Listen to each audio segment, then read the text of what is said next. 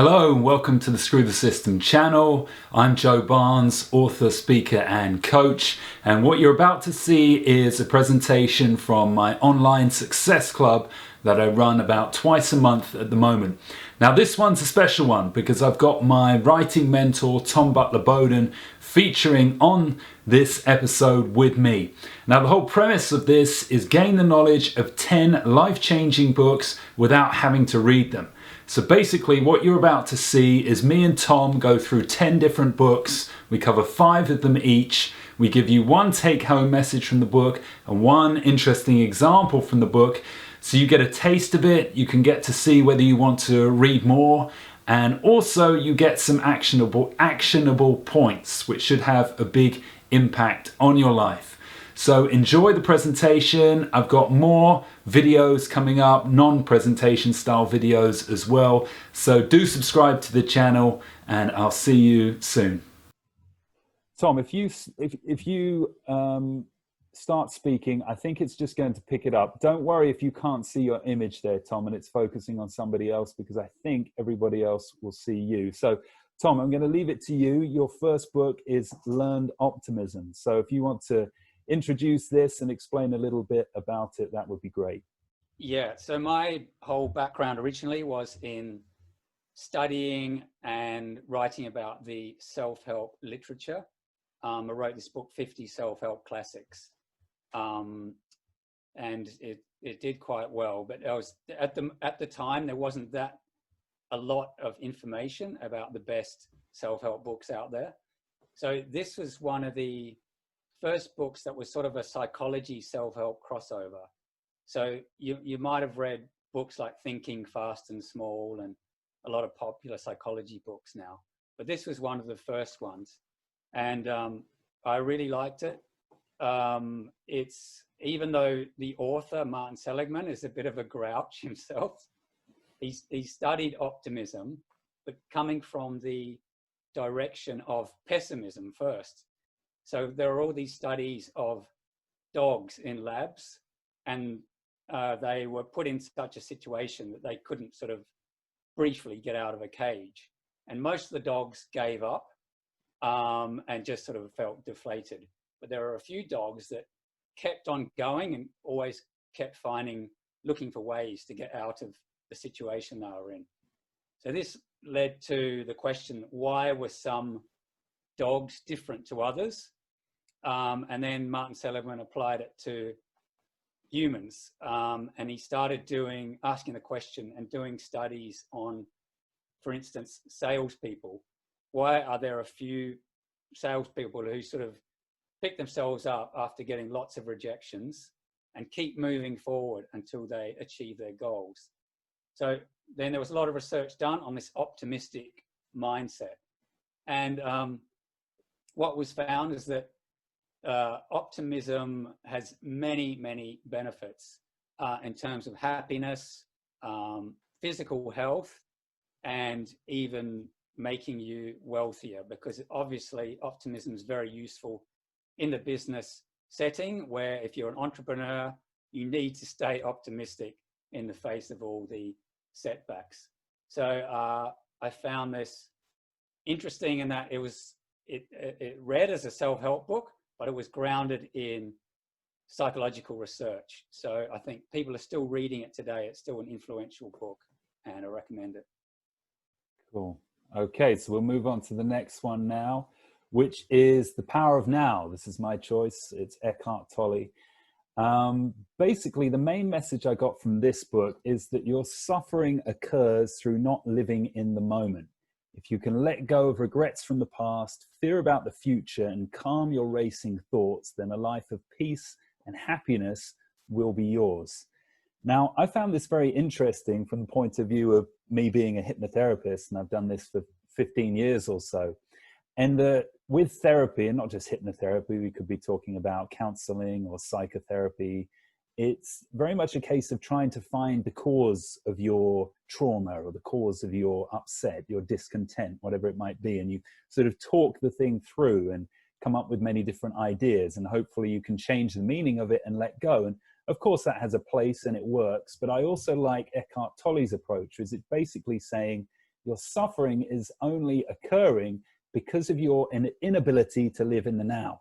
If you're fearing something which might happen in the future, or you're dwelling on something that happened in the past, well, it's obvious that you're going to experience suffering or anxiety, or you're feeling down because of that. So he teaches you that if you can stay present, if you can stay in the now and learn to calm your mind, then this life of happiness and peace is yours. And he has a very interesting story in his book about his own revelation. I think it happened to him when he was age 29. Up until that point, he hadn't lived a particularly happy life. He was an academic in London. I think he was working for Cambridge University doing research, and he wasn't happy at all. He said he felt depressed, he experienced anxiety, and he couldn't really see the point of going on living. And I've taken this quote from the book, which I'll read to you now. "I couldn't live with myself any longer, and in this, a question arose without an answer. Who is the I that cannot live with the self? What is the self? I felt drawn into a void. I didn't know at the time that what really happened was the mind-made self, with its heaviness, its problems, that lives between the unsatisfying past and the fearful future, collapsed. It dissolved." It's worth mentioning that he had this experience at sort of 3 a.m. one night, where he couldn't sleep and he was feeling suicidal. And you see the important point there. He questioned what this I is, what this constant chatter is in his head, what these thoughts are saying that he's not good enough, or that he's worried about something that's going to occur. And he learned to completely switch that off, which is something incredible. Because then once he'd done that, once that chatter had gone away, he learned the peace of just being his deeper self, you could call it. So this is a very powerful book for that reason, and you can learn a lot from that, what is seemingly quite a simple message. Okay, back to Tom. Yeah, I love that book, Joe. It's one that you sort of have to read more than once regularly, otherwise you forget this whole message of the self, and instead of getting wrapped up in it. Good choice. Yeah, Outliers. Have many people read it? Malcolm Gladwell? You probably won't get a response because their mics are all muted. But yeah, okay. So it's my favorite of Gladwell's books, and probably his most controversial. It's basically, I'm sure everyone's heard by now, this idea of that early opportunities in life can give people huge advantages later on. And also that the idea that you can become an expert or master a field if you put in 10,000 hours of work or effort. So for instance, Bill Gates got exposed, there were some computers at his school when he was young. So he got a pretty unusual access that most people didn't have, which set him up for later life. And, you know, the Beatles did this very intense period in Hamburg where they put in 10,000 hours of work to refine and hone their music and their performance. But the whole idea of this book is that we think of success as being, you know, totally self-made, when actually a lot of it comes down to your environment and the opportunities that you were given. So not things that you created yourself. So you know, obviously this is a pretty interesting idea and goes against a lot of the self-help literature, which is all about what I can do, you know, from scratch. But I generally disagree with it. Even though I take his point about environment, I've just seen so many examples in life and people I studied where their background wasn't really a key to what they achieved later on. There was something in them that what was in them met an event, and the event was sort of the making of them, and which you could never have expected. I mean, if you look at people like Mandela, Gandhi, they were sort of obscure lawyers when they were younger, and, you know, no one knew about them. But then when they came into conflict with a situation or an event, like, you know, apartheid or colonialism, you know, the event and the person met, and they made the most of it, and it turned them into something great. So the final thing about this book is that even though I don't really disagree with it, is that it represents a real philosophy of success. So it's not just a self-help book, it's getting behind the ideas behind how success happens. And I think that we're just at the beginning of a period where we create a genuine discipline of success. That's great. So on to the next one, which is Man's Search for Meaning, Viktor Frankl. Now, very briefly, Viktor Frankl was imprisoned in a Nazi concentration camp, I think for around 2 years, 18 months to 2 years. And very interestingly, he states in his book that survival rates in that particular concentration camp were only 1 in 20 people. Now, he felt that the key to survival was having a meaning for his life. And he felt that this applied beyond the walls of a concentration camp, also applied to everyday life. That to get the best out of life, you shouldn't be aiming for happiness, you should find your meaning. And if you find a meaning for your life, as a byproduct of that, you will experience happiness. Now, he lists 3 paths to finding a meaning in his book. The first is through work you're passionate about. The second could be through your loved ones, your family. Or the third one, I guess if you have no other options, is a commitment to bear your suffering with dignity. Now, the story I want to choose from this is one I found quite moving when I was reading it. He was describing one of many days he spent doing hard labor in the concentration camp under these horrific conditions. And he said that one evening there was this really incredible sunset. And in this sunset in the red sky, he could see in his eyes an image of his wife. And that was his meaning. He loved her a lot. He wanted to make it through the concentration camp to be able to get out and see her again. And he found a meaning in that, which then gave him the drive and the purpose to stay alive. The people without a meaning were the ones who very sadly succumbed to the hardships of the concentration camp. So when you're trying to find your own meaning for your life, look for one of those 3 things: work you're passionate about, your loved ones or families, or just a determination to get through whatever it is you're going through at the moment with dignity. So back to Tom for the last one before we take our first break. Yeah, actually this one sort of follows on well from that. Stoicism's become such a big thing now. I guess because it's a view of ethics and how to live that's non-religious. It doesn't involve any faith in a god or anything. So it's become very big.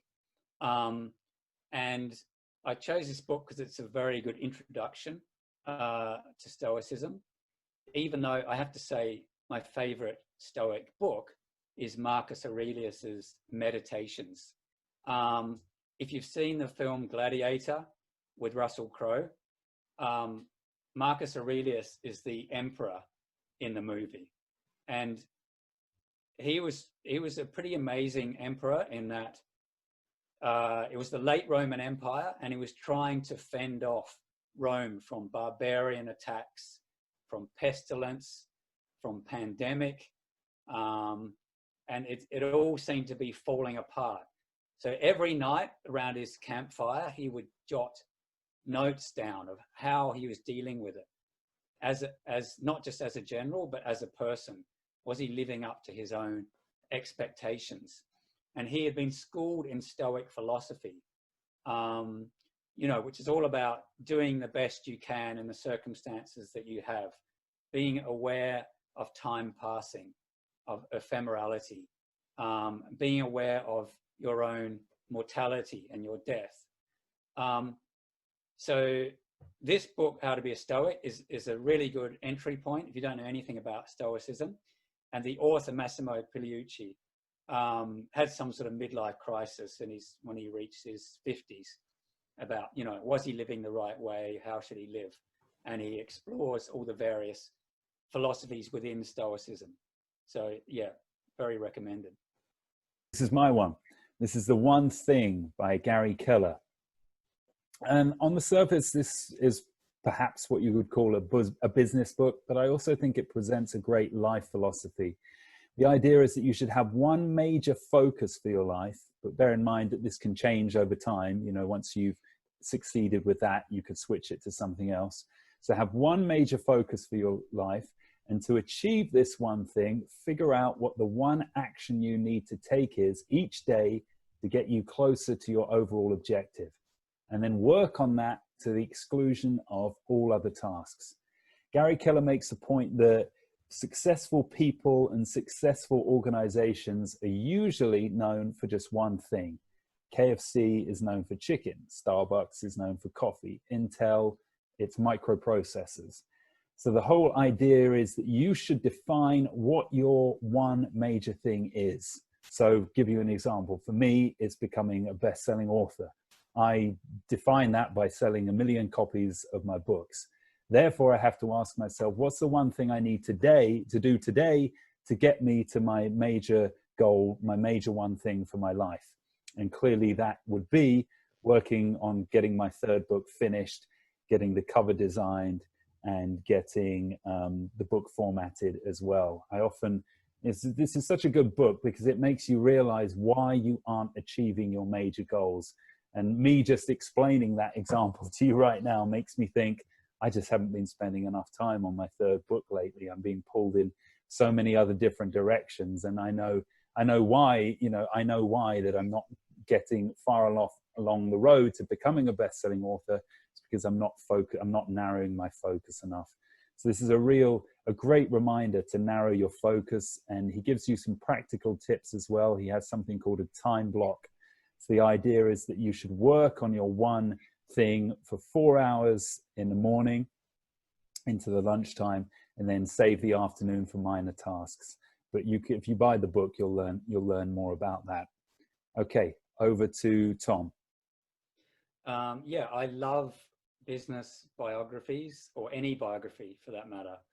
I love getting into detail about how a person became what they became and their backstory and everything. I mean, I could have picked any ones here. I read a great one recently, the founder of Nike, Phil Knight, called Shoe Dog. I read a good one on Elon Musk, just a ton of them.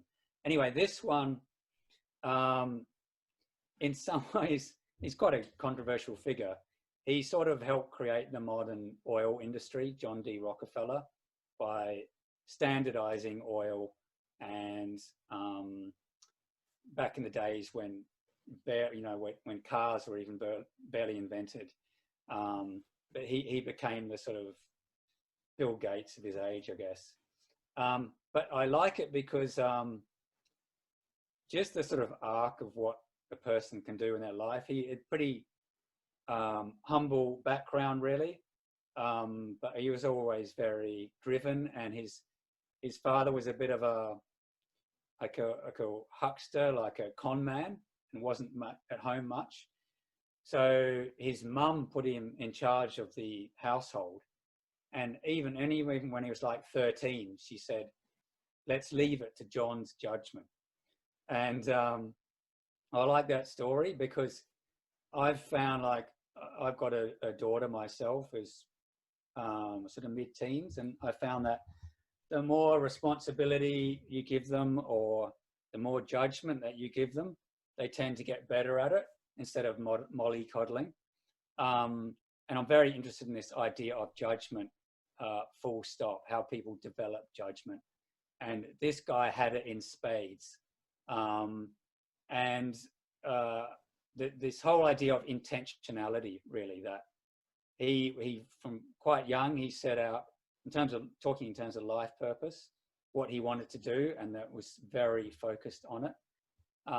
So if you want something sort of inspiring about what one person can do in one lifetime, this is a pretty good example. But if you want any other good tips for biographies, just message me. Great. Thanks, Tom. So we're moving on to Can't Hurt Me Now by David Goggins. This is a very recent book, actually. It's had quite a big impact because he sort of weaves his lessons into his life story. So it's part autobiography, part self-help manual. And what Goggins is, he's a master of extreme challenges, basically. You see him there in his Navy SEAL uniform. He went through the Navy SEAL Hell Week 3 times. Most people can't even do it once. And this man did it 3 times. He then, once he left the Navy SEALs, went on to become an ultra runner. So this is where they have to run 100 miles in under 24 hours. He also, for a time, held the world chin-up pull-up record for the most amount of pull-ups a human could do in 24 hours. So there is perhaps nobody else on the planet who knows more about pushing through your pain barrier. And he has something very interesting to say about it. What he says is this, is when you think you can't work any harder or go any further, you are only at 40% of your true capacity. However, to bring out your hidden reserves, you must push through your pain barrier.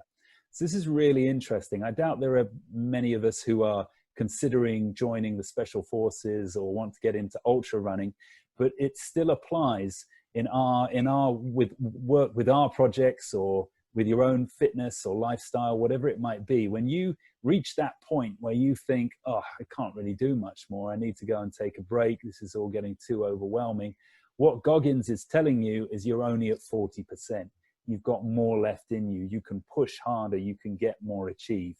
And to get that message from somebody who has been in these sort of really hellacious experiences is quite inspiring. It's actually a very inspiring read and a reminder. If ever I'm out running and I'm feeling like I'm running out of breath or I need to slow down, I remember Goggins. Or if I'm ever writing and I feel like I've got to take a break or that it's all too much, I remember his example and I keep pushing through. So moving on to Tom's last choice now. Yeah, shifting gears a bit. This is what I would call the more sort of spiritual side of the self-help genre. This is an older book too, 1925. And Florence, yeah, she's a very interesting person. I wrote this new edition that's come out of the book, I wrote the introduction to it. So I had to do quite a bit of research on her life and found out, well, she lived in New York City and she was, went to art school. She was a painter, moved in a very artistic set. Her husband was like a theater guy, playwright, but the marriage sort of fell apart. And she was sort of forced back on her own devices. And she became a kind of spiritual life coach. So people would come to her flat and seek her help with problems and issues they have, whether it was getting back someone that they loved or helping them to with money issues. And so the book is there's a lot of sort of biblical examples that she gave to people to help them, but it's all about, the basic idea is if you can get yourself in tune with the spiritual laws of the universe, as she calls it, then you don't have this problem of here I am myself and there is the world. If you're in tune with this stuff, then things like prosperity and relationships and love will just sort of come to you naturally. But it's filled with little anecdotes and vignettes of people who came to see her. So it's quite entertaining. And it's one of these sort of bedside books that you just dip into every so often. And it's quite sort of comforting if you've had a bad day or you want some problem resolved. Excellent. Moving on to something not exactly similar, but similar-ish, Becoming Supernatural. This is Joe Dispenza, and it's another sort of more along the spiritual side, or definitely self-help and law of attraction side of things.